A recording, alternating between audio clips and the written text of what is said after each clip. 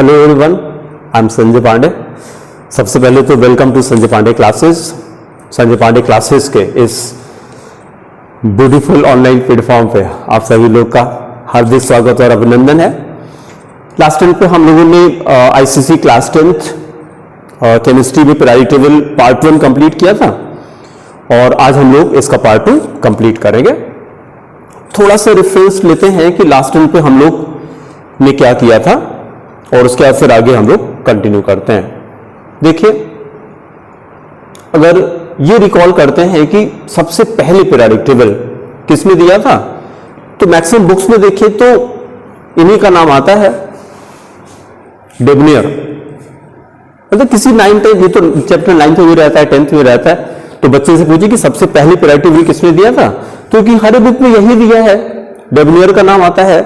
But सबसे पहले जो पीरियोडिक टेबल है डेबनियर ने दिया था। सबसे पहले पीरियोडिक टेबल ये देखिए, ये कौन है, फादर ऑफ केमिस्ट्री है ना, एंटोनी लेवोशियर ने दिया था। और कब दिया था, तो 1789 में दिया था। जैसे अगर यहां की करते हैं, डेबनियर ने क्या दिया था, तो ट्रियाड सिस्टम दिया था। उसी तरह से अगर एंटोनी लेवोशियर की बात करते हैं कि इन्होंने क्या किया था, तो जिस समय पीरियोडिक टेबल शुरू किया था तो उस समय अराउंड 36 एलिमेंट थे।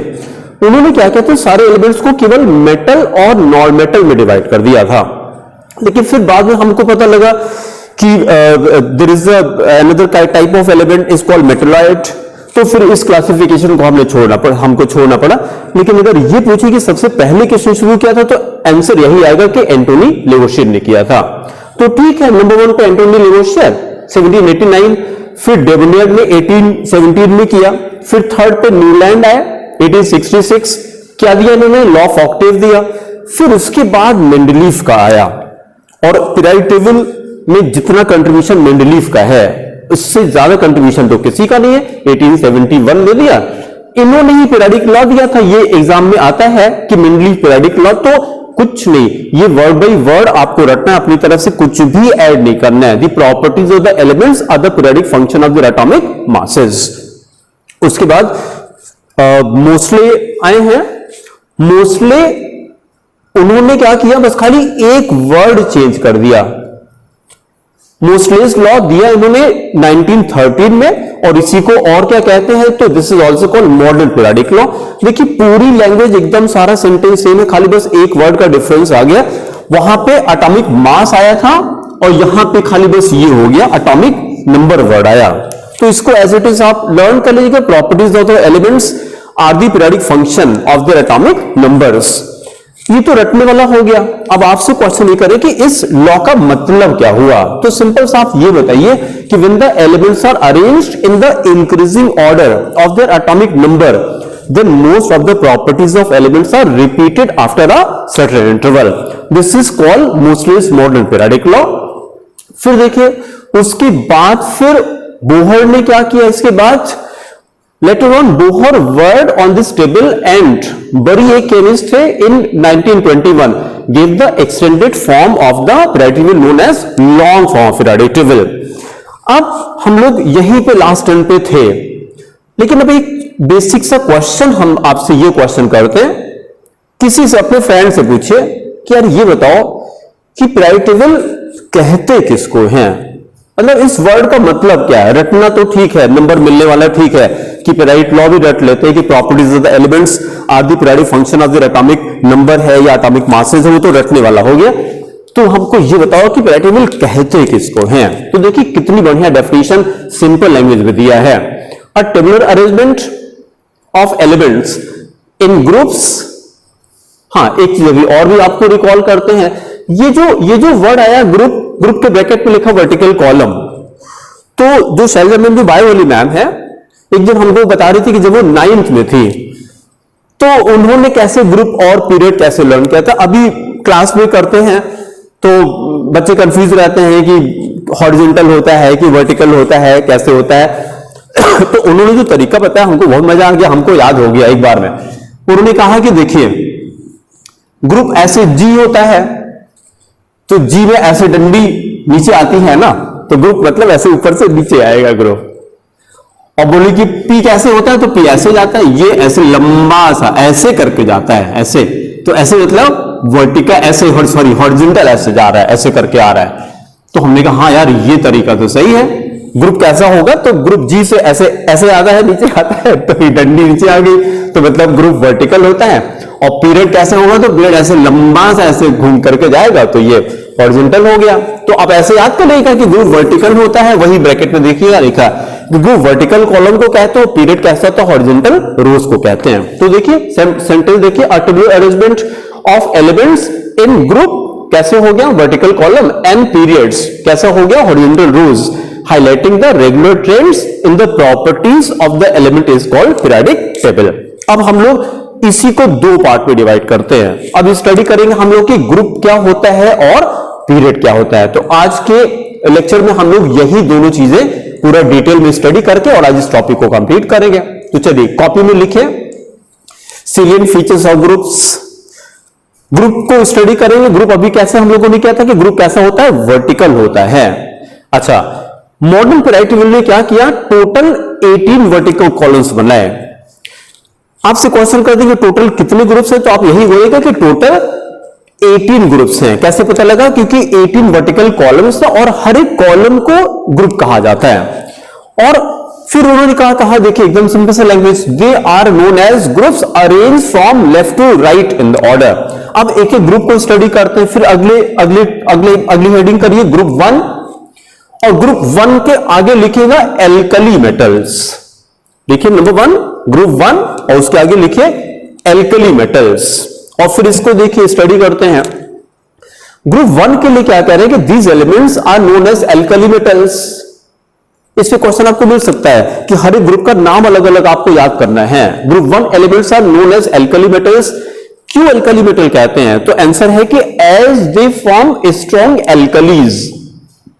अभी एक चैप्टर हम लोग को एसिड बेसिस सॉल्ट से स्टडी करना है, तो वहां पर एसिड बेसिस सॉल्ट में इसकी डेफिनेशन आप स्टडी करेंगे। एल्कली कहते किसको हैं, जितने भी बेसिस जो वाटर सॉल्युबल होते हैं उन्हीं को एल्कली कहा जाता है। सारे बेसिस वाटर सॉल्युबल नहीं होते हैं। तो एक लाइन की डेफिनेशन ये आप लर्न करेगा कि water soluble bases are called alkalis. इन एलिमेंट्स को ग्रुप 1 एलिमेंट्स को एल्कली मेटल क्यों कहते हैं, क्योंकि ये क्या करते हैं, ये जो लैंग्वेज आ रही है, as they form strong alkalis with water. इसको अगर पानी में डिसॉल्व करते हैं तो ये क्या बनाते हैं, स्ट्रॉन्ग एल्कलीज बनाते हैं, या कह सकते हैं बेसिस बनाते हैं जो पानी में डिसॉल्व होते हैं। यहां पर एग्जांपल कर लीजिए, जैसे NaOH हो गया या KOH हो गया, पोटेशियम हाइड्रोक्साइड, सोडियम हाइड्रोक्साइड, ये क्या है, या तो हम कॉमनली तो एल्कलीज कहते हैं, या और एम्फेसिस करना है तो आप बोलिए स्ट्रॉन्ग एल्कलीज। ठीक है, फिर देखिए all the elements of this group are metal except hydrogen. ऐसा क्यों, अगर ग्रुप 1 में आपसे क्वेश्चन कर दे कि ग्रुप 1 के elements what type of elements are present in group 1, तो ये आप पीरियोडिक टेबल को देखिए जरा। ग्रुप 1 एकदम एक्सट्रीम लेफ्ट पे है ना, ये ग्रुप 1 है। अच्छा, एक इंफॉर्मेशन और भी दे दें आपको, ये देखिए ग्रुप 1 के नीचे क्या लिखा है, फर्स्ट ए, 2 के नीचे second A, third B, fourth B, fifth B, sixth B, seventh B. ये हम लोग का पुराना कन्वेंशन था, this was the old convention of the periodic table. अब जो हो सकता है आप IUPAC क्या फुल फॉर्म है, international union of pure and applied chemistry, world wide organisation है। अभी क्या हो रहा है कि पीरियोडिक टेबल में किसी किसी बुक में आपको 2 पीरियोडिक टेबल दिखाई पड़ेगी, एक अमेरिकन पीरियोडिक टेबल है और एक रशियन पीरियोडिक टेबल है। एक बुक है क्लास 12th में चलती है, किरण शर्मा राइटर का नाम है उसका, तो उन्होंने दोनों पीरियोडिक टेबल वहां पे दिया हुआ है, अमेरिकन सिस्टम भी दिया है और रशियन सिस्टम भी दिया है। हम लोग जो इंडिया में स्टडी करते हैं वो रशियन सिस्टम ही स्टडी करते हैं, अमेरिकन सिस्टम का रेफरेंस नहीं आता है। लेकिन आपकी नॉलेज में रहे, कहीं दिखाई पड़े तो आप कंफ्यूज नहीं करिए। अमेरिकन सिस्टम में क्या कर दिया उन्होंने, फर्स्ट ए सेकेंड ए, और क्या लिखा, थर्ड भी लिखा। अमेरिकन में यहां पे थर्ड ए आता है। अमेरिकन सिस्टम में सारे सब ग्रुप ए को पहले कर दिया, फिर सब ग्रुप बी को बाद में कर दिया। तो आपके नॉलेज में रहे, कहीं दिखाई पड़े तो आपको लगे कि हाँ ऐसी पीरियोडिक टेबल होती है, लेकिन हम लोग उसको स्टडी नहीं करते। रेजोनेंस सिस्टम में क्या है कि फर्स्ट है, सेकंड है, उसका थर्ड भी, फोर्थ भी, फिफ्थ भी, सिक्स भी, सेवेंथ भी, एट्थ के 3 कॉलम बनाए, एट्थ के 3 कॉलम बनाए, फिर फर्स्ट भी, सेकंड भी, उसके बाद थर्ड है, फोर्थ है, फिफ्थ है, सिक्स है, सेवेंथ है, सेवेंथ ए के बाद फिर जीरो ग्रुप आपका आ जाता है। लेकिन ये ओल्ड सिस्टम था हमारा, जो आईपीसी ने जो नया सिस्टम बनाया है उसमें हम लोग ये ए बी नहीं करेंगे, उसमें हम लोग खाली सिंपल सा नंबर यूज करेंगे 1 2 3 4 5 6, लेकिन इंफॉर्मेशन आपको रहे। जैसे वहां पे जाते हैं हम लोग, आपसे कोई क्वेश्चन करे कि हैलोजन कहां पे है, तो 2 आंसर आ रहा है, या तो कोई कहते कि हैलोजन 7th ए में है, वो भी सही है। लेटेस्ट जो आईपीसी सिस्टम उसमें क्या बोलेंगे, ग्रुप 17 बोलेंगे। तो आप दोनों से प्रैक्टिस करके दोनों से यूज टू हो जाना है। किसी में 7th है, हाँ ये ओल्ड कन्वेंशन था, लेकिन आपको यूज टू रहना है। एल्कली मेटल किस ग्रुप में है, तो लेटेस्ट जो सिस्टम है आप बोलेंगे ग्रुप 1 में है। और अगर कोई बोलता है कि एल्कली मेटल्स फर्स्ट ए में है, तो गलत तो नहीं है, वो भी सही है। देखिए ये, हाँ क्या फर्क हो गया, ये पुराना कन्वेंशन था फर्स्ट ए, और जो नया कन्वेंशन है वो ग्रुप 1 है। अब आपसे जब क्वेश्चन करेंगे तो आप जो लेटेस्ट नया कन्वेंशन है आईपीसी वाला, ये 1 2 3 4 इसी के टर्म में आप आंसर कीजिएगा। फिर वापस आते हैं, हम लोग एल्कली मेटल की बात कर रहे थे कि एल्कली मेटल में वहां पे लिखा हुआ था कि all alkali metals are metals except hydrogen. यहां पे देखिए हाइड्रोजन सबसे ऊपर है, एल्कली मेटल नाम ही एल्कली मेटल है, लेकिन फिर हाइड्रोजन को हटा क्यों देते हैं, तो देखिए लर्न करने का सबसे बढ़िया तरीका है, मेटल की जो सबसे इंपॉर्टेंट प्रॉपर्टी है, तो आप कॉपी में लिखिए मेटल्स आर इलेक्ट्रोपॉजिटिव। क्या लिखा आपने, मेटल्स आर इलेक्ट्रोपॉजिटिव।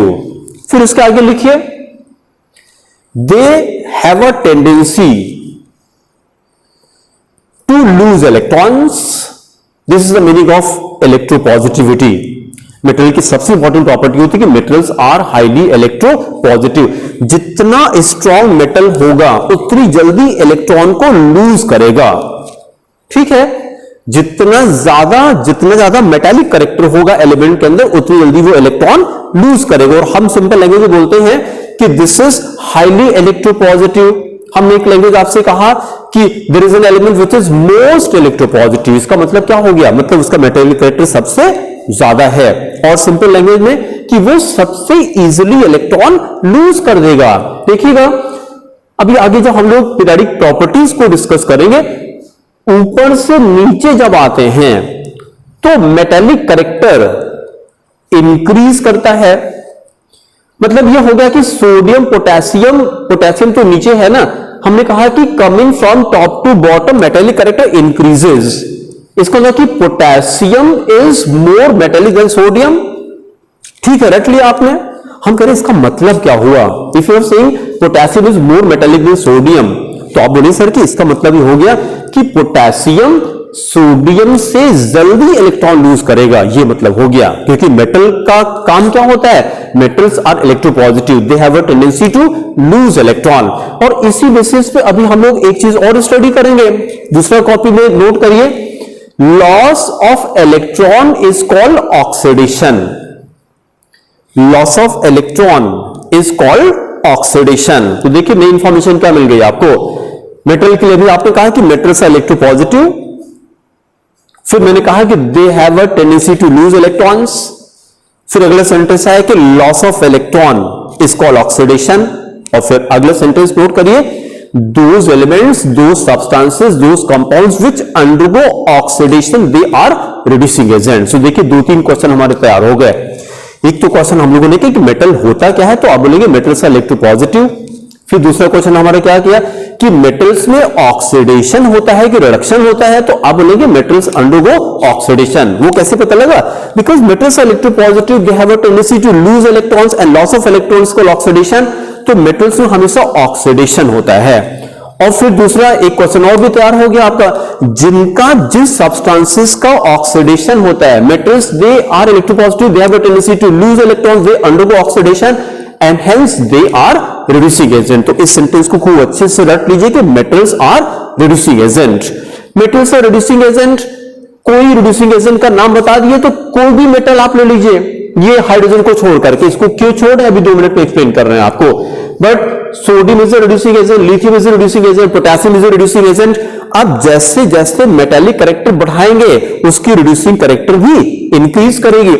इसी की हेल्प से एक सेंटेंस और भी हम लोग रट सकते हैं, इसी का अपोजिट कर दें। जब आपने लिखा कि मेटल्स आर रिड्यूसिंग एजेंट, तो उसका उल्टा क्या हो जाएगा, non metals are oxidising agent. इसको भी लोग नोट कर लीजिए, metals are reducing agent and non metals are oxidising agent. Example किसी नॉन मेटल भी चले जाते हैं, chlorine is a well known oxidising agent.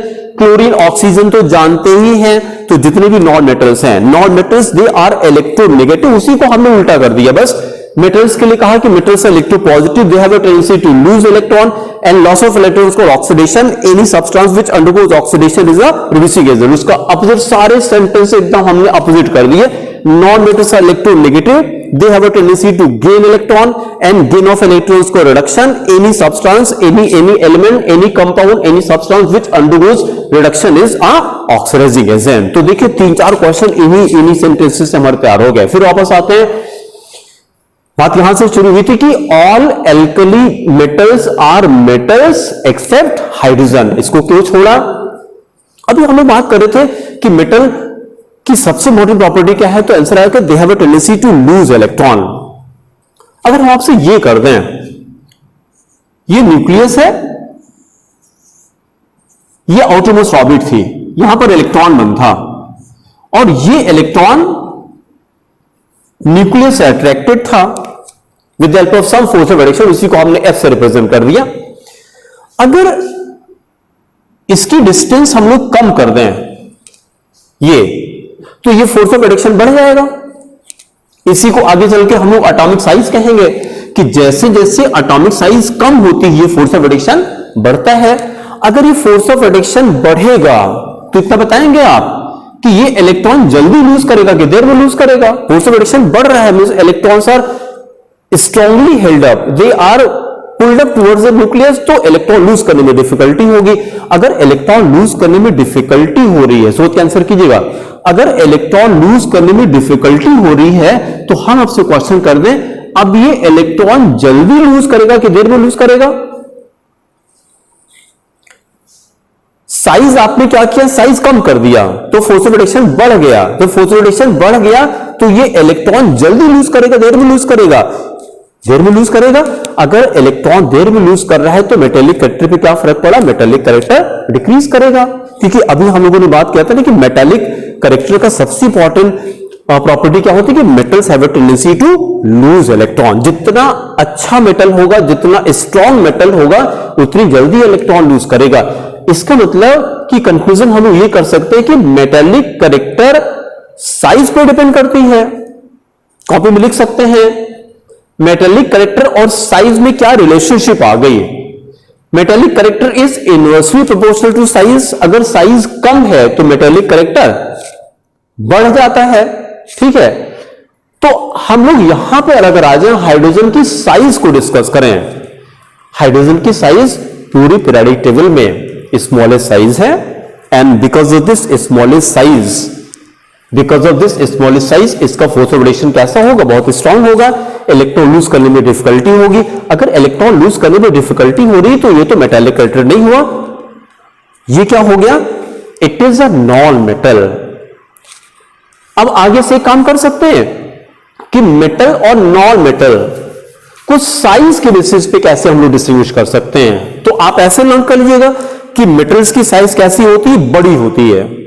Metal की साइज बड़ी होती है, नॉन मेटल की साइज छोटी होती है, ऐसे रट लीजिएगा। तो अगर ये क्वेश्चन आपसे कोई कर दे, अभी तो जब आप 11th में अगर साइंस कंटिन्यू करते हैं तो 11th में हाइड्रोजन एक चैप्टर है केमिस्ट्री का, अलग से चैप्टर स्टडी करते हैं। वहां पर हाइड्रोजन को हम लोगों ने ग्रुप 1 मतलब एल्कली मेटल और वहां ग्रुप 17 हेलोजन दोनों के साथ में रखा और दोनों के साथ में कंपैरिजन करते हैं। 11th में आते हैं तो हम लोग इसमें एल्कली मेटल और हेलोजन दोनों के साथ में सिमिलरिटी भी पढ़ेंगे और दोनों के साथ में डिफरेंस भी पढ़ेंगे। आपसे क्वेश्चन ये कर दे कि हाइड्रोजन कहां पे प्लेस्ड है, तो अभी तो आपको ग्रुप 1 में दिखाई पड़ रहा है, लेकिन आगे चल के 11th में हम लोग कहेंगे ग्रुप 1 में भी है और ग्रुप 17 में भी है। क्यों? क्योंकि दोनों प्रॉपर्टीज के पास आती है। लेकिन दोनों में से अगर एक क्वेश्चन आपसे कर दे कि एक बताइए हाइड्रोजन को मेटल कहा जाए कि हाइड्रोजन को नॉन मेटल कहा जाए, तो आप बोलेंगे कि नहीं सर, हाइड्रोजन को नॉन मेटल ट्रीट करिए। क्यों? क्योंकि हाइड्रोजन की साइज छोटी होती है और मेटल की साइज कैसी होती है? बड़ी होती है, तभी तो इलेक्ट्रॉन जल्दी यूज करते हैं। तो ये सेंटेंस आप लर्न कर लेंगे आप। ग्रुप 1 के एलिमेंट्स को क्या कहते हैं? All group 1 elements are called alkali metals, और फिर उसी में धीरे से बोलेंगे एक्सेप्ट हाइड्रोजन। इतना याद हो जाएगा। चलिए फिर आगे चलते हैं हम लोग। फिर अगला पॉइंट नोट करिए, ग्रुप 2 के पास आ जाइए। ग्रुप 2 के लिए क्या कहा? आगे नोट कर लिए अल्कलाइन अर्थ मेटल। ग्रुप 1 का क्या नाम था? Alkali metal. ग्रुप 2 के आगे लिखे alkaline earth metals. They form weaker alkalis. क्या सिमिलरिटी आ गई? मतलब ग्रुप 1 के एलिमेंट भी अल्कली बनाते हैं, ग्रुप 2 के एलिमेंट भी अल्कली बनाते हैं, लेकिन दोनों में डिफरेंस क्या हो गया? वो स्ट्रॉन्ग एल्कली था और ये वीकर एल्कली है। यहां पे एग्जांपल कर सकते हो, वहां पे हम लोगों ने लिखा था ना NaOH, KOH, ये एग्जांपल थे। उस तरह से यहां पर एग्जांपल लिखिए। ग्रुप 2 में कैल्शियम आता है, बेरियम आता है, तो एक एग्जांपल लर्न कर लीजिए, CaOH whole twice, calcium hydroxide. क्या हो गया? It is a weaker alkali as compared to group 1 elements. Group 1 के जो एलिमेंट्स हैं उनके जो हाइड्रोक्साइड है वो स्ट्रॉन्ग एल्कली होते हैं, ये वीक होते हैं। फिर all members of this group are metal. Group 1 में एक एक्सेप्शन था, हाइड्रोजन को मेटल नहीं ट्रीट करते, उसको नॉन मेटल ट्रीट करते हैं। लेकिन ग्रुप 2 में कोई एक्सेप्शन नहीं है। ग्रुप 2 के सारे एलिमेंट कैसे हैं? एल्कली। ग्रुप 2 के सारे एलिमेंट मेटल हैं। फिर अगली हेडिंग करिए, ग्रुप 3, 4, 5, 6, 7, 8, 9, 10, 11 एंड 12। देखिए पीरियोडिक टेबल को, देखिए कहां पर पहुंच गए हम लोग। उसी के आगे चले थोड़ा सा।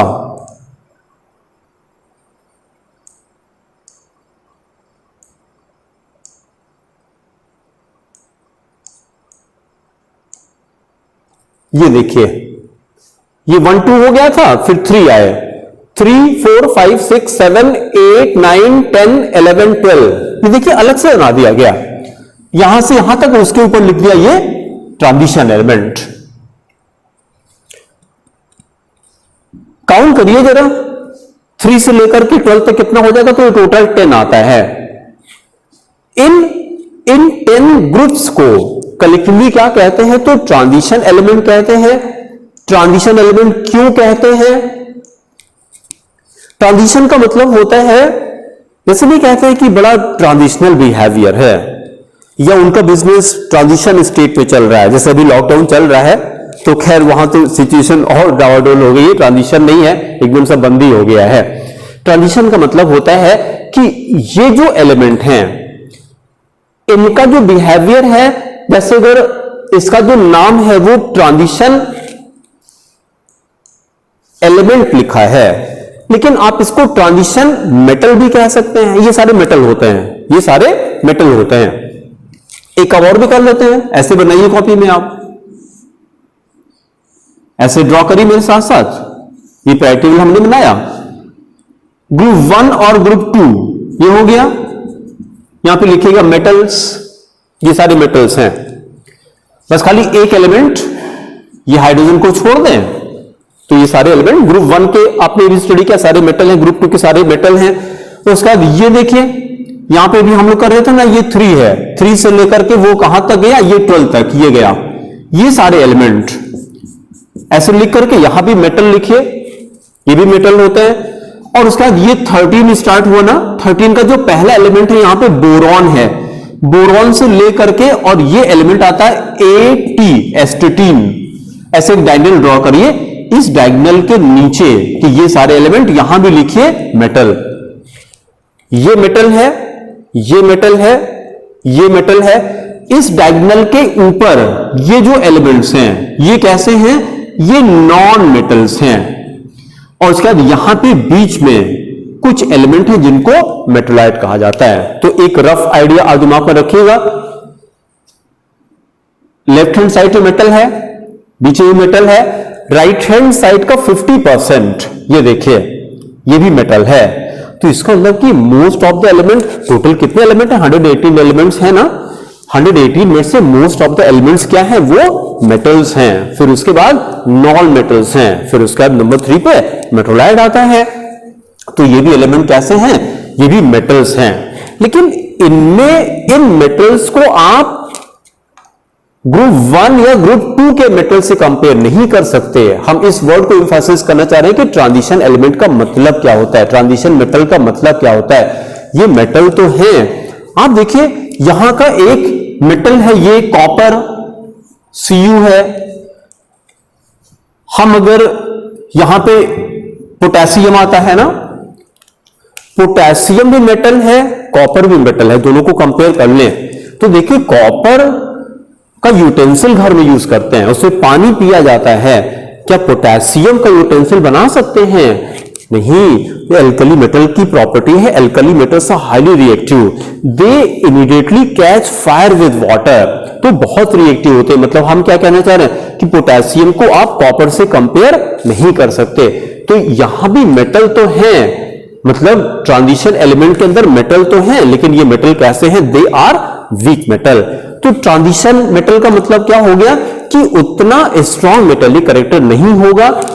इन एलिमेंट्स के पास मेटेलिक कैरेक्टर तो है लेकिन उतना ज्यादा नहीं है। जैसे जैसे हम लोग ऐसे राइट हैंड साइड में मूव करेंगे तो ये मेटेलिक कैरेक्टर क्या होता है, डिक्रीज करता रहता है, डिक्रीज करता है और नॉन मेटेलिक कैरेक्टर बढ़ना शुरू हो जाता है। ये मीनिंग है ट्रांजिशन मेटल का।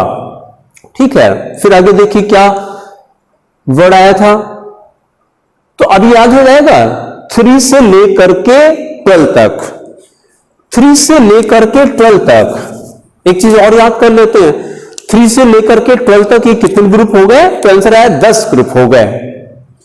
और फिर आपसे क्वेश्चन कर दे कि जो ट्रांजिशन मेटल है, ट्रांजिशन एलिमेंट है, वो किस पीरियड से शुरू होता है, तो ये देखिए 4th पीरियड से शुरू होता है, पोटेशियम से शुरू होता है, 4, 5, 6, 7, तो 4 पीरियड हो गए।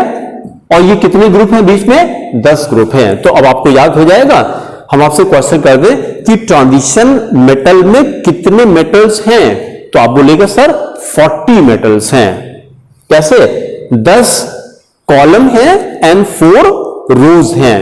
ये सब मिला करके ट्रांजिशन मेटल हो गया।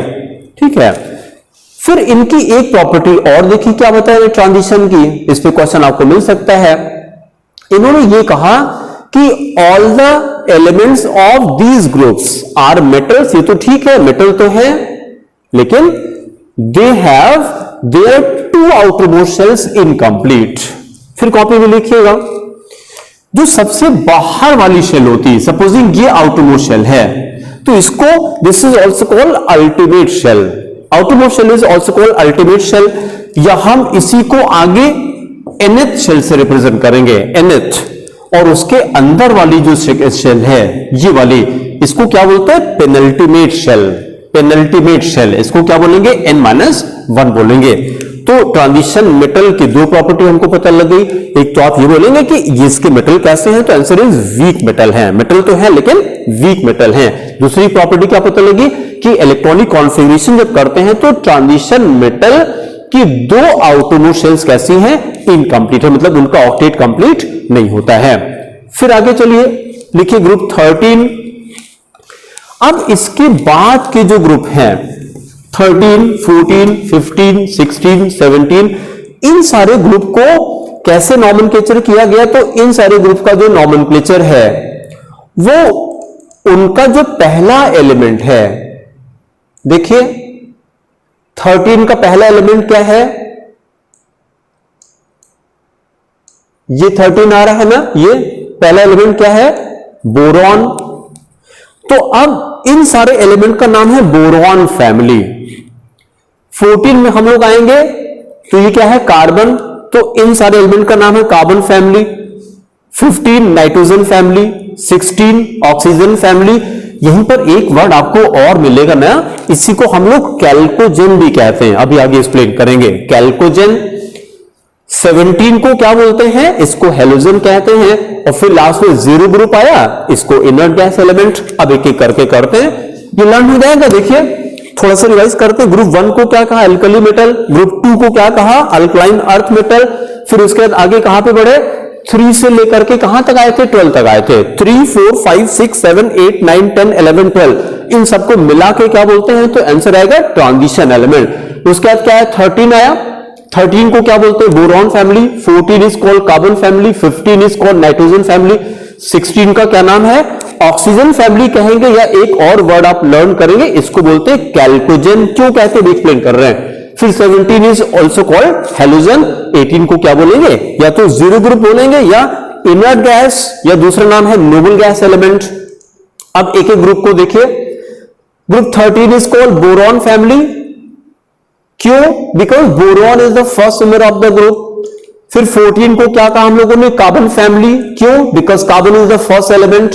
15 is called nitrogen family, 16 is called oxygen family, also known as, ये कॉपी वर्ड लिखिए, group 16 elements are also known as chalcogens।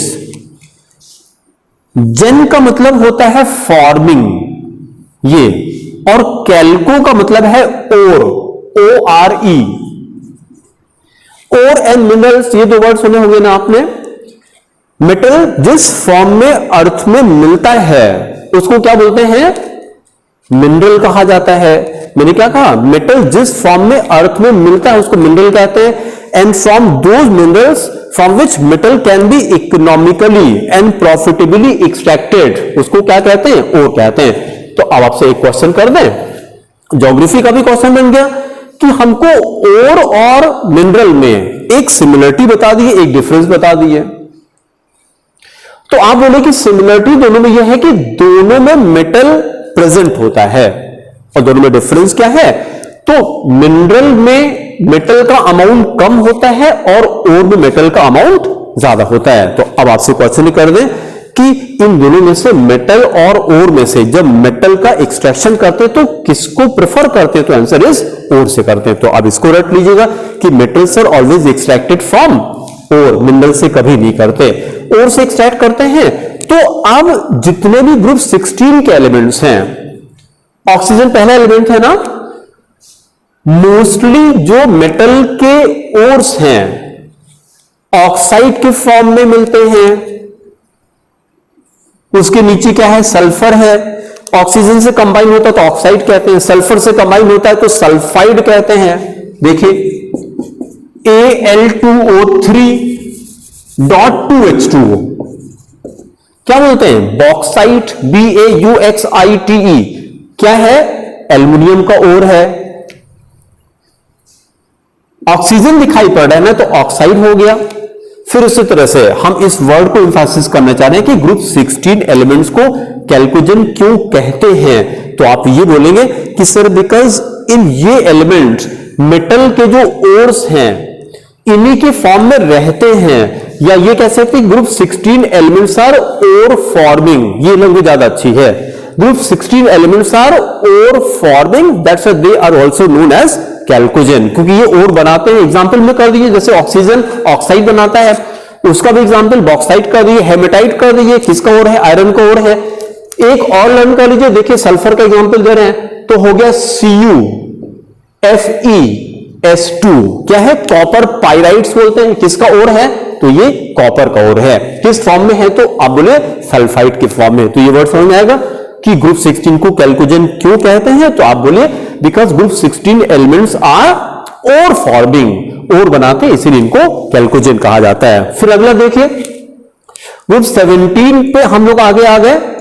Group 17 elements को क्या कहते हैं,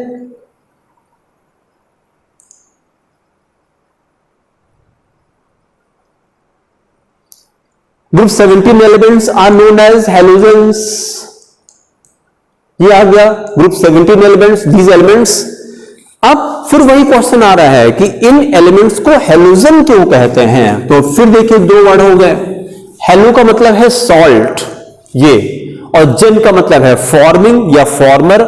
ये जो एलिमेंट है हेलोजन, कौन से, fluorine, chlorine, bromine, iodine, but not एस्टेटीन।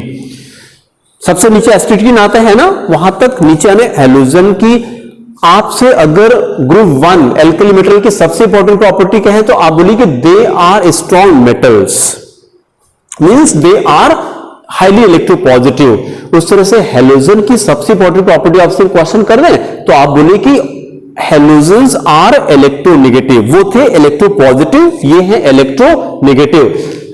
जब ऊपर से नीचे आते हैं तो यहां तक आते आते At जो लास्ट में एलिमेंट है ना, फ्लोरीन, क्लोरीन, ब्रोमीन, आयोडीन, एसिटिन, यहां तक आते आते इलेक्ट्रोनेगेटिविटी इतनी कम हो जाती है कि कोई मतलब नहीं रह जाता है। इसलिए हम लोग क्या करते हैं, ग्रुप 17 के एलिमेंट्स को लेटर X से रिप्रेजेंट करते हैं। All elements of group 17 are represent by letter X। लेकिन जब भी हमको X का एग्जाम्पल लेना होगा तो वहां पर At नहीं लिया जाता है। क्यों? क्योंकि यहां तक आते आते इलेक्ट्रोनेगेटिविटी बहुत कम हो जाती है, तो इसको एक्सक्लूड कर देंगे। तो नेक्स्ट टाइम जब भी हैलोजन की बात करेंगे तो आप बोलेगा fluorine, chlorine, bromine and iodine, इसका नाम नहीं आता है, although it is also present in the same group 17। ये वर्ड समझ आया कि ग्रुप 17 को हैलोजन क्यों कहा जाता है? Because they are salt forming. Chlorine किस फॉर्म में एग्जिस्ट करेगी नेचर में? तो एक चीज और लर्न कर लेते हैं कि आइदर मेटल और नॉन मेटल, अगर वो ज्यादा रिएक्टिव है, कोई भी एलिमेंट है जो हाईली रिएक्टिव एलिमेंट्स होते हैं, they can never exist in the free state in nature, वो हमेशा कंबाइंड स्टेट में रहते हैं। तो हैलोजन भी तो बहुत रिएक्टिव होता है, किस स्टेट में रहेगा? हमेशा कंबाइंड स्टेट में, सॉल्ट के फॉर्म में। सिंपलेस्ट एग्जांपल NaCl, KCl, ये कर दिया। कभी क्लोरीन फ्री स्टेट में नहीं मिलती है, फ्लोरीन फ्री स्टेट में नहीं मिलती। देखिए कितना इंटरेस्टिंग इंफॉर्मेशन है। फ्लोरीन हाईली रिएक्टिव एलिमेंट, एक बार पहले भी हम लोग पिछले लेक्चर में बात कर चुके हैं कि फ्लोरीन को डिस्कवर करने में 100 साल लगे हैं, 100 इयर्स लगे हैं, है ना? क्यों इतना टाइम लगा है? Because it was so much reactive, सबके साथ कंबाइन कर जा रहे थे, हम उसको आइसोलेट नहीं कर पा रहे थे। मॉइसन ने फ्लोरीन को डिस्कवर किया था। चलिए फिर वापस आते हैं, ये वर्ड समझ आया? दो वर्ड आपको लर्न कराना चाह रहे थे। Group 16 elements are called chalcogen because they are ore forming, group 17 elements are called halogen because they are salt forming. Example यहां पे कर सकते हैं NaCl, KCl, potassium bromide, sodium bromide, ये सारे एग्जांपल। फिर लास्ट में लिखे ग्रुप 18। ग्रुप 18 को और क्या कहते हैं? जीरो ग्रुप भी कहते हैं। Elements of this group are called noble gases, ये तीनों नाम याद करिए, नोबल गैसेस और वे are also called inert gases. These elements जब इलेक्ट्रॉनिक कॉन्फ़िगरेशन करेंगे तो क्या आएगा? These elements have their outermost shell complete, मतलब इनके आउटरमोस्ट शेल में 8 इलेक्ट्रॉन होते हैं। Now due to stable configuration, electronic configuration, they hardly react with other elements. अभी तो 10th में हम लोग ये करेंगे they hardly react with other element, लेकिन जब क्लास 12th में केमिस्ट्री में हम लोग आते हैं तो अलग से चैप्टर स्टडी करते हैं इनर्ट गैसेस। ग्रुप 18 का अलग से चैप्टर स्टडी करते हैं, वहां पे हम लोग स्टडी करेंगे कि नहीं इनर्ट गैस एलिमेंट्स भी कंबाइन करते हैं, कंपाउंड कम है लेकिन करते हैं। तो अभी तो कह रहे हैं कि ये रिएक्ट नहीं करते, लेकिन आगे चलकर हम लोग कंपाउंड इसके स्टडी करेंगे। फिर एक दूसरी इंफॉर्मेशन देखिए, नोट में क्या कह रहे हैं। नोट में इन्होंने कहा कि ग्रुप्स 1, 2, अब जो हम बोल रहे हैं तो आप दिमाग में इमेजिन भी करिए कि कहां पे, जैसे अब तो पढ़ाते भाई हमने पहले ही बताया था दिस ईयर ये कितना 28 इयर्स वी हैव कंप्लीटेड। 92 मैंने पढ़ाना शुरू किया है, तो 92 से लेके 2020 इतना साल, मतलब 28 इयर्स पढ़ाते हो गया। तो अब क्या हो गया है, कॉमा फुल स्टॉप सब रट गया है। अब क्या होता है, जैसे कोई भी चीज आती है तो आईज मेरी बंद हो जाती है और मैं इमेजिन करने लगता हूं कि अच्छा, जैसे आपने कहा ग्रुप 1, तो दिमाग इधर मेरे इधर गया, ग्रुप 1 हो गया, ग्रुप 2 ये आ गया। फिर जैसे आपने कहा ग्रुप 13, तो दिमाग में तुरंत इधर पिक्चर गई। भाई जैसे क्या होता है, ब्रेन क्या करता है याद रखिएगा, ब्रेन इसीलिए करते हैं कि जैसे जो आपके ड्रीम्स होते हैं, ब्रेन के बारे में ये कहा जाता है कि ब्रेन वर्ड्स को नहीं पहचानता है, ब्रेन हमेशा इमेजेस बनाता है। और इसीलिए कहा जाता है कि सपने उन्हीं के पूरे होते हैं जिनके ड्रीम्स रिटन होते हैं।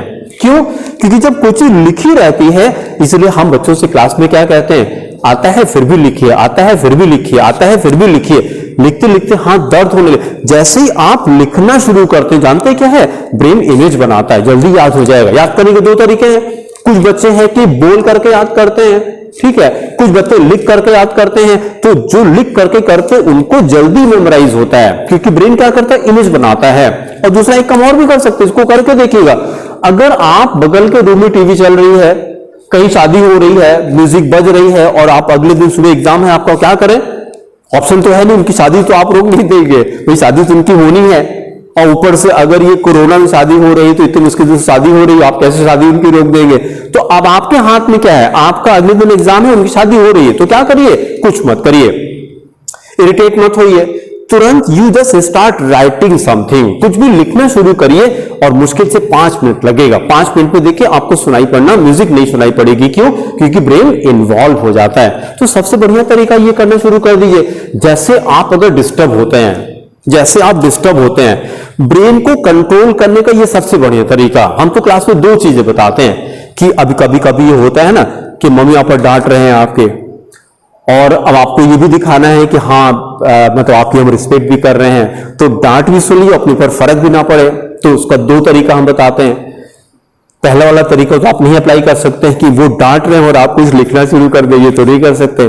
तो आप क्या करेंगे, मतलब लगे कि हाँ सॉरी फील कर रहे हैं, तो उससे आप क्या करिए, कुछ मत करिए, देखिए उनकी तरफ, आई कांटेक्ट होना चाहिए कि उनको लगे कि हाँ सुन रहे हैं।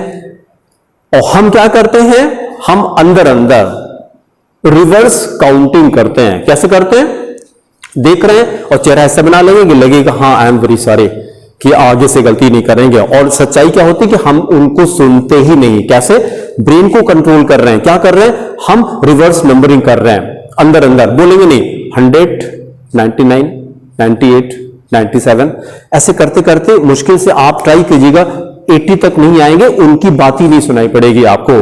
तो अब क्या होगा, नहीं तो क्या हो गया, सुबह सुबह डांट पड़ रही थी, पूरा दिन आपका खराब हो गया। तो सबसे बढ़िया तरीका तो अपने ब्रेन को कंट्रोल करने का ये आप करना शुरू कर दीजिए। मतलब 2 तरीका मैंने बताया, एक तो रिवर्स काउंटिंग शुरू कर दिए। दूसरा, अगर आप एकदम अपसेट हैं, किसी से बात करने का मन नहीं कर रहा है, कोई कुछ बोल रहा है, तो कुछ मत करिए, जस्ट स्टार्ट राइटिंग समथिंग, कुछ लिखना शुरू करिए, तो ब्रेन अपने आप कंट्रोल हो जाएगा, आपका आपके आपके काबू में आ जाता है। वापस आते हैं, हमने ये किया कि जैसे ये 1 2 3 जैसे आता है, तो देखते देखते बार बार प्रेडिक्टेबल देखते रहिए, याद हो जाएगा आपको।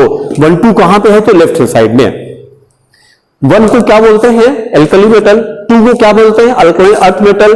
तो उसका देखिए बीच में क्या गोल हो गया, 3 से लेकर के 12 तक गोल हो गया ना, इसको क्या बोलते हैं, 3 to 12 ट्रांजिशन मेटल। उसका स्टार्ट हो गया 13 कहां पे है, तो राइट हैंड साइड में है। 13 14 15 16 17, फिर क्या हटा, लास्ट वाला हट गया, 0 हट गया। कितने हटाए, मैंने 11 हटा दिए, 20 से 10 हटाए और एक आखिर वाला हटा दिया। इन सबको हटा के बाकी जो बचा, मतलब क्या क्या बचा, 1 2, उसका ये 13 14 15 16 17, इन सबको मिला करके आपको लर्न करना। इस पे क्वेश्चन तो नहीं आता, ये वाला याद करिएगा। They are also known as representative elements. Copy में लिखिए, elements of group 1 2 13 14 15 16 17 are known as representative elements और they are also known as normal elements. ऐसे क्यों बोलते हैं, क्योंकि ये जो एलिमेंट्स हैं ये अपने ग्रुप के प्रॉपर्टीज को रिप्रेजेंट करते हैं, इसलिए इनका नाम है रिप्रेजेंटेटिव एलिमेंट्स।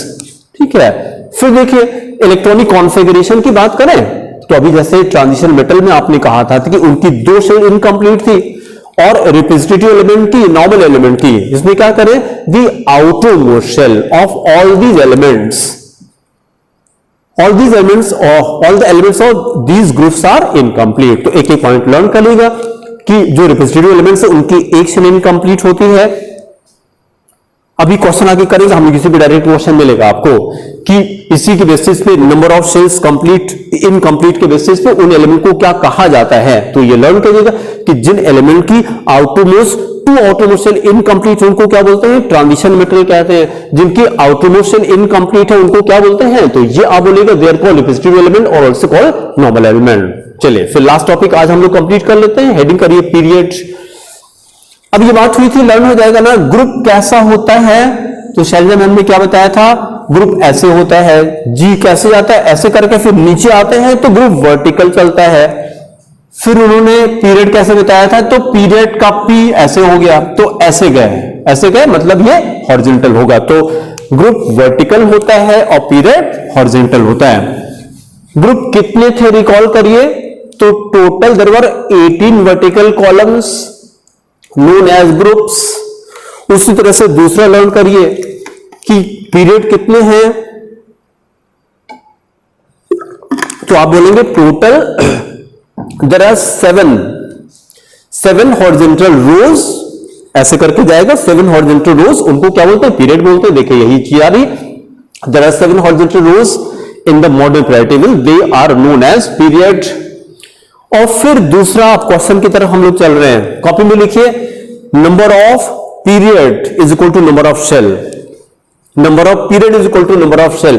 जिस एलिमेंट में जितनी शेल्स होती हैं, जिस एलिमेंट में इलेक्ट्रॉनिक कॉन्फ़िगरेशन करने के बाद मैंने सोडियम का कॉन्फ़िगरेशन किया तो आंसर आया 2 8 1 11 एटॉमिक नंबर होता है। देखिए कितनी 1 2 3 3 शेल दिखाई पड़ रही है ना। तो अभी जो हम लोगों ने कॉपी में लिखा कि number of period is equal to number of shell. जिस एलिमेंट में कॉन्फ़िगरेशन करने के बाद जिस एलिमेंट में जितनी शेल्स होंगी वो उस पीरियड को बिलोंग करेगा। सोडियम क्वेश्चन करें, सोडियम किस पीरियड में है, आपको कोई चीज रटना नहीं है, समझना है। ज्यादातर लोग को केमिस्ट्री क्यों नहीं अच्छी लगती है, उनकी गलती नहीं होती, हमको लगता है वो गलती टीचर की है, टीचर ने इंटरेस्ट नहीं क्रिएट किया, उसको लगता नहीं केमिस्ट्री तो रटनी पड़ती है। कहां रटनी पड़ रही है, देखिए हम तो ये कह रहे हैं कि पीरियड कैसे पता करते हैं। अभी क्वेश्चन आपको मिलेगा आईसीसी के बहुत सारे क्वेश्चन ग्रुप ऑफ पीरियड पता करने के लिए। पीरियड कैसे पता, ग्रुप ऑफ पीरियड दोनों पता करने का सिंपल सा तरीका है electronic configuration. After doing electronic configuration खाली देख ली कितने शेल्स आ रही हैं, इसमें 3 शेल्स आ रही है तो ये थर्ड पीरियड को बिलोंग करेगा। मैंने क्लोरीन कर दिया, क्लोरीन 17 होता है तो 2 8 7। देखिए फिर 3 शेल आ रही है, क्लोरीन भी कहां चला गया, chlorine is also present in the third shell. Configuration कर दिया तुरंत पता लग जाएगा आपको हाइड्रोजन किस पीरियड में जाएगा। हाइड्रोजन का एटॉमिक नंबर 1 होता है तो बस एक होगा खत्म, एक ही शेल तो आई। तो अगर एक शेल आ रही है, इसको देखिए 2 6, ये क्या हो गया, ऑक्सीजन हो गया ना। ऑक्सीजन का 8 एटॉमिक नंबर है जो कॉन्फ़िगरेशन के 2 6। कितनी शेल्स आ रही है, 2 शेल्स आ रही है, तो ऑक्सीजन कहां पे, तो आप बोलिए सेकंड पीरियड में। तो ये लर्न हो जाएगा किसी एलिमेंट का पीरियड कैसे पता करते हैं। तो आप बोलिए कि with help of electronic configuration. और उसमें कह सकते हैं कि ये वाला सेंटेंस देखिए कितना इंटरेस्टिंग है, एकदम simple. The number of shells present in an atom determines it's period. यही तो भी हम कह रहे थे ना कि जिस एलिमेंट में जितने पीरियड हो, जितने शेल्स होती हैं वो उसका पीरियड डिसाइड करता है। अब ये एग्जांपल आपको एकदम सिंपल लगेगा, आसान लगेगा। जैसे एग्जांपल में उन्होंने क्या किया कि for example elements of period 1 कितना हो जाएगा, 1 शेल हो जाएगी। Period 1 have 1 shell, then elements of period 2 have 2 shells and that of period 3 have 3 shells. तो सिंपल सा लगेगा ना, जिस एलिमेंट में कॉन्फ़िगरेशन करने के बाद जिस एलिमेंट में जितनी शेल्स होंगी वो उस पीरियड को बिलोंग करेगा। अच्छा, फिर इसके बाद हम लोग यहां पर आते हैं, ये इंफॉर्मेशन देखिए, नोट में इन्होंने क्या लिखा, लेंथेनाइड्स, ये वर्ड लर्न करना है, लेंथेनाइड्स। ये क्या है, group 3 of the 6th period. ये है group 3 of the 6th period, ये group 3 of the 6th period, ये 6th पीरियड है ना। और ग्रुप 3 देखिए, वो तो पिछले पेज पे था, इतना तो आप रिलेट कर लेंगे, ये आ रहा है ना। इसी के बारे में कह रहे हैं कि lanthanides group 3 of the 6th period and actinides, ये वर्ड्स लर्न करने हैं। एक्टिनाइड्स ये क्या होता है, तो ये 7th पीरियड में आता है और फिर ग्रुप 3। तो आपको ये अभी लर्न करना है कि लेंथेनाइड्स किसको कहते हैं। तो आप बोलिए कि elements of group 3 of 6th period they are called lanthanides. उसी तरह से नोट करिए, elements of group 3 of the 7th period क्या बोलते हैं, एक्टिनाइड्स बोलते हैं।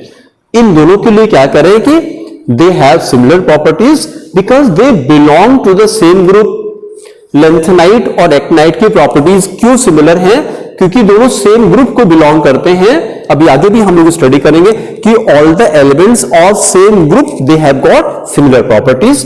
तो लेंथेनाइट और एक्टिनाइट की प्रॉपर्टी क्यों सिमिलर है? क्योंकि दोनों सेम ग्रुप में आते हैं। किस में आते हैं? तो थर्ड ग्रुप में आते हैं। They are shown at the bottom of the table because they are larger number and if shown in the main body of the table will distort its shape।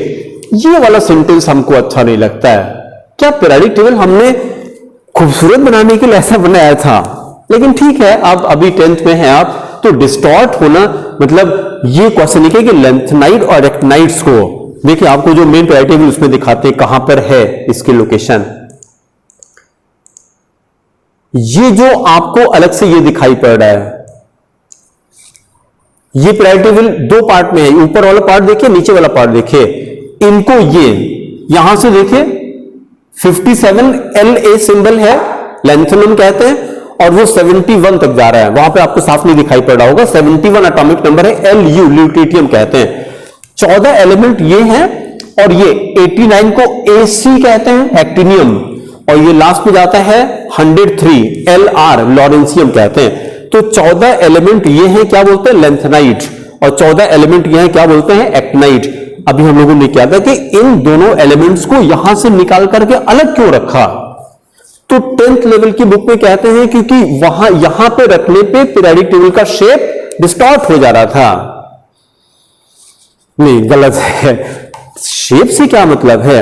इसको यहां से अलग इसलिए निकाला गया क्योंकि यहां पर ये एलिमेंट्स रखने पे ये प्रॉपर्टीज को फॉलो नहीं कर रहे थे। अब ये 11th में स्टडी करेंगे हम लोग आगे आकर के, लेकिन अभी तो 10th वाला ही आप लर्न करिए, ठीक है?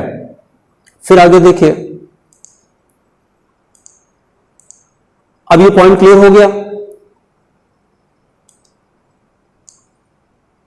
हाँ, एक पॉइंट और है, ये नीचे आ गया, उसका एक पॉइंट ये लर्न करना है। तो third period elements sodium, magnesium, aluminium, silicon, phosphorus, sulphur and chlorine, ये क्या है? They summarise the properties of their groups and they're also called typical elements. ये टर्म लर्न करना है कि टिपिकल एलिमेंट्स। तो 2-3 वर्ड अब आपको याद करने हैं। टिपिकल एलिमेंट क्या होता है? तो जो थर्ड पीरियड के एलिमेंट है उनको टिपिकल एलिमेंट्स कहते हैं, ठीक है? अच्छा, अब इसके बाद हम लोग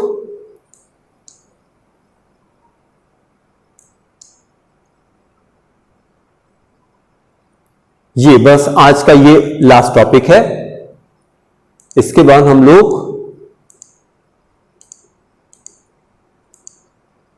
बस आज का ये लास्ट टॉपिक है। फिर इसके बाद हम लोग पीरियोडिसिटी अगले लेक्चर में स्टडी करेंगे। बस 2 मिनट में खत्म हो जाएगा। जो अभी हम लोगों ने कहा था कि ग्रुप ऑफ पीरियड कैसे डिसाइड करते हैं, उसी को सिंगल लाइन है। A period is determined by its number of shells and group is determined by the number of electrons present in the outermost shell. Period तो अभी आपने बता दिया कि इलेक्ट्रॉनिक कॉन्फ़िगरेशन करने के बाद जिस एलिमेंट के पास जितनी शेल्स आती हैं वो उस पीरियड को बिलोंग करेगा। उसी तरह से जैसे ये एग्जांपल देखिए, सोडियम का भी एग्जांपल हम लोगों ने लिया था, सोडियम इज 281, तो 3 शेल आ रही है, तो ये थर्ड पीरियड को बिलोंग करेगा। और उसी तरह से ग्रुप कैसे पता करते हैं? तो ग्रुप के लिए लिखिए group is equal to number of electrons in the outermost shell. जैसे इसके आउटरमोस्ट में 1 इलेक्ट्रॉन है, तो ये फर्स्ट शेल और फर्स्ट ग्रुप को बिलोंग करेगा। अगर 2 इलेक्ट्रॉन है, जैसे देखिए दूसरा एग्जांपल उन्होंने क्या दिया, ये 20 कैल्शियम का दिया। कैल्शियम का कॉन्फ़िगरेशन होता है 2 8 8 2। कितनी शेल्स दिखाई पड़ी? 4 शेल्स है ना, 2 8 8 2। तो ये फोर्थ पीरियड हो गया, ये फोर्थ पीरियड हो गया। और क्योंकि लास्ट में 2 इलेक्ट्रॉन है आउटरमोस्ट में, तो ये सेकेंड ग्रुप को बिलोंग करेगा, ठीक है? अब अगले टर्न पे हम लोग इसी के अभी एक लेक्चर और हो जाए, फिर हम लोग सारे क्वेश्चंस को कंप्लीट करेंगे। तो चलिए तब तक इसको अच्छे से रिवाइज करिए और आज यहीं पर कंप्लीट करते हैं हम लोग, ठीक है? Thank you.